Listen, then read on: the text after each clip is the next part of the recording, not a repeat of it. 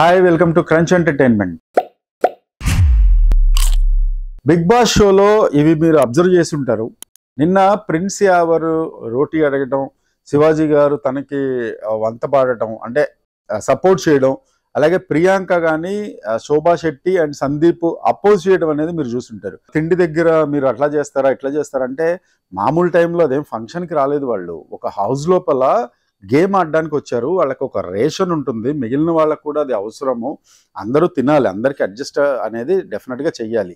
అయితే వాళ్ళు చెప్పిన విధానం కరెక్ట్ కాకపోయి ఉండొచ్చు. అంటే సందీప్ కానీ ప్రియాంక కానీ శోభా శెట్టి కానీ వాళ్ళు చెప్పిన విధానం అయితే కరెక్ట్ కాదు, ఇదైతే గ్యారంటీ. శివాజీ గారు కూడా ఆయన చెప్పడం ఎలా చెప్పారు శివాజీ గారు, అదేంటి తిండి దగ్గర అలా అంటాం కరెక్ట్ కాదు, తిండి దగ్గర అలా అంటాం కరెక్ట్ కాదని అది జనాలకి పోర్ట్రే చేసే విధంగా అన్నారు. అంటే జనాలు కూడా ఏమనుకుంటారంటే ఇక్కడ ఒక చిన్న పాలిటిక్స్ అనమాట. ఇవన్నీ వాళ్ళు జెన్యున్గా ఆడుతున్నారా లేదా అనేది పక్కన పెడితే వాళ్ళకు ఒక విషయం క్లియర్గా తెలుసు. There are hundreds of cameras లోపల, దగ్గర ఒక 30-40 ఉంటాయి నాకు తెలిసి కెమెరాలు ఉన్నప్పుడు వాళ్ళు ఏది మాట్లాడినా జనాల దగ్గరికి వెళ్ళిపోతుందని తెలుసు. అంటే ఇక్కడ తిండి విషయంలో ఒక ఎమోషన్ని కనెక్ట్ చేస్తే నాది కరెక్ట్ అనుకుంటారు అనే పాయింట్ కూడా శివాజీ గారిలో ఉండుండొచ్చు.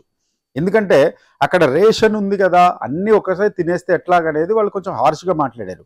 అది అలా కాకుండా వాళ్ళు గ్రూప్ డిస్కషన్ లాగా తిండి తినేసిన తర్వాత ఒక చోట కూర్చుని ఎవరు ఇట్లా ఈసారి నుండి మనం రేషన్ పెట్టుకుందాము, ఇన్ని తీసుకునేలాగా పెట్టుకుందాము అని అంటే బాగుండేదేమో. ఎందుకంటే ఇక్కడ ఆకలితో ఎవరు ఉండరు, ఆకలితో ఎవరు ఉంచాల్సిన అవసరం కూడా బిగ్ బాస్ టీంకి, బిగ్ బాస్ ఎవరైతే చేస్తున్నారో మేనేజ్మెంట్కి డెఫినెట్గా ఉండదు. నాకు తెలిసి ఎవరికి ఎంత సరిపడా ఉంటుందో అంతా ఉంటుంది. బట్ ఎక్సెస్ ఫుడ్ అనేది నిజంగా అది తప్పే. దీని లోపల శివాజీ గారు ఎవరి తరఫున మాట్లాడడం కూడా తప్పే. బయట కూర్చున్నాడని అంటారా, బయట కూర్చుని అతను తినొచ్చు, బయట పల్లవి ప్రశాంత్ని అతనేం డిమాండ్ చేయలేదు. అండ్ మోర్ ఓవర్ పల్లవి ప్రశాంత్ కూడా ఒక కంటెస్టెంటే. పల్లవి ప్రశాంత్ ఏం పనివాడు కాదు. పల్లవి ప్రశాంత్ని ప్రతి ఒక్కళ్ళు ఏరా ఒరే అని అంటే ఏరా ఒరే అనుకుని ఆత్మీయంగా ఆప్యాయంగా అంటే పిలుచుకోవడము, ఒక క్లోజ్నెస్ మీద అది వేరు. అని చెప్పి నువ్వు మాట్లాడకరా అని చెప్పి ఆఖరికి ప్రియాంకతో సహా అండ్ సందీప్ అట్లాగే ఇంకా అసలు అమర్దీప్ అయితే చెప్పనేకర్లా అలా మాట్లాడడం వేరు. అది కొంచెం హట్టింగ్గా అనిపిస్తుంది. పల్లవి ప్రశాంత్ విషయంలో మాత్రం పల్లవి ప్రశాంత్ పనివాడు కాదు, మీలాగే కంటెస్టెంట్ అతను. ఇది బిగ్ బాస్ టీం కూడా కొంచెం అంటే బిగ్ బాస్ నిర్వాహకులు కూడా కొంచెం హెచ్చరించి ఉంటే బాగుండేది ఈ విషయంలో. అంటే తను కూడా ఒక కంటెస్టెంటే కదా, తను మరీ అంత నీచంగా చూడాల్సిన అవసరం లేదు అని. బయట పెద్ద ఫాలోయింగ్ ఉంది పల్లవి ప్రశాంత్, వీళ్ళు ఎవ్వరికీ లేనంత బిగ్ ఫాలోయింగ్ పల్లవి ప్రశాంత్కి ఉంది. మేబీ అతను గేమ్ సరిగా ఆడుతుండొచ్చు, కొన్నిసార్లు ఫెయిల్ అవుతుండొచ్చు, బట్ ట్రై చేస్తున్నాడు. తను చాలా జెన్యున్గా ఉన్నాడు, చేయటం కూడా ఒరిజినల్గా ఉన్నాడు తప్ప వేరే రకంగా లేడు. ఒక నామినేషన్స్లో మాత్రం ఏదో చేస్తున్నాడు, అది చాలా కామన్. అక్కడ నామినేషన్స్ చాలా హైలైట్ అవుతాయి కాబట్టి తన వంతుగా తనేదో చెయ్యాలి కాబట్టి తన స్ట్రాటజీ ప్రకారం తనేదో చేస్తున్నాడు. ఇక ఎలిమినేషన్స్ విషయానికి వద్దాం. ఈ వారం ఎలిమినేషన్ డేంజర్ జోన్లో ఉన్నది మాత్రం డెఫినెట్గా రతిక అండ్ టేస్టీ తేజ మీద జనాలకి కంప్లీట్ ఒక నెగిటివ్ ఇంప్రెషన్ అయితే వచ్చేసింది 2 వారాల నుండి. నేను అబ్జర్వ్ చేస్తున్నాను టేస్టీ తేజ విషయంలో కూడా. ఎందుకంటే ఇక్కడ ఉంటాడు, ఇక్కడ నుంచి మళ్ళీ అటు వెళ్తాడు. కరెక్ట్గా చెప్పాలంటే ఒక నారద మహాముని ఎలా ఉంటాడో అలా బిహేవ్ చేస్తున్నాడు.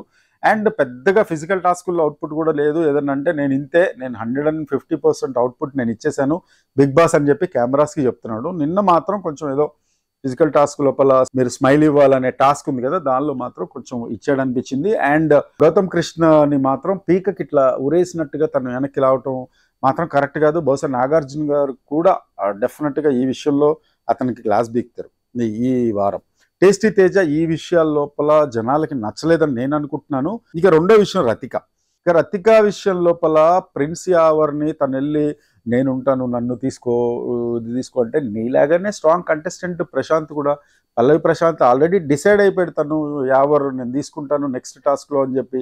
తీసుకున్నప్పుడు తనని పదే ఇన్ఫ్లుయెన్స్ చేయడం దేనికి, అదొకటి రాంగ్ అనిపించింది. రెండోది ప్రిన్స్ యావర్కి తను ఏదో లవ్ అండ్ అఫెక్షనేట్గా వెళ్ళి చపాతీ అనేది తీసుకెళ్ళి బయట ఇచ్చాడు. అతనేం డిమాండ్ చేయలేదు, లేకపోతే అతను నాకు కంటెండర్గా తీసుకుంటాడు, నన్ను కూడా తన పార్ట్నర్గా తీసుకుంటాడని చెప్పి దాని గురించి కూడా కాదు. దాన్ని రతిక హైలైట్ చేసి చెప్తుంది, తన్ని పార్ట్నర్గా తీసుకుంటాడట. అంటే ఇక్కడ పార్ట్నర్గా తీసుకుంటున్నాడు కాబట్టి అతనికి వెళ్ళి సేవలు చేస్తున్నాడు పల్లవి ప్రశాంత్ అన్నట్టుగా పోర్ట్రే చేస్తుంది. ఈ ఒక్క విషయమే కాదు, మీరు బాగా అబ్జర్వ్ చేస్తే రతిక చాలా రాంగ్ పోర్ట్రే చేస్తుంది. అలాగే తనకు అబ్జర్వేషన్ గానీ, లేకపోతే బయట ఎలా అనుకుంటారు తన గురించని గానీ, తను ఆడే గేమ్ మీద గానీ ఏం మాత్రం క్లారిటీ లేదు. ఒకవేళ ఎలిమినేట్ అవ్వదలుచుకుంటే 'టేస్టీ తేజ' అండ్ 'రతికలో' నా ఓటు మాత్రం రతికనే ఎలిమినేట్ అవ్వాలి. తన గేమ్ బాలేదు, తన స్ట్రాటజీస్ బాలేవు. అలాగే తను వాదించే వాదనలో కూడా సరైన కారణం గానీ, ఒక మంచి విషయం గానీ, స్ట్రాంగ్ పాయింట్ గానీ ఏది లేదు. సో ఈసారి ఎలిమినేషన్ మాత్రం 90% 'టేస్టీ తేజ' వెళ్ళిపోతాడని నేను అనుకుంటున్నాను. మీ కామెంట్ కూడా మీరు మా కామెంట్ బాక్స్‌లో చెప్పండి. అలాగే ఈ వీడియో నచ్చినట్లయితే లైక్ చేయండి. అలాగే please subscribe crunch entertainment for more videos like this.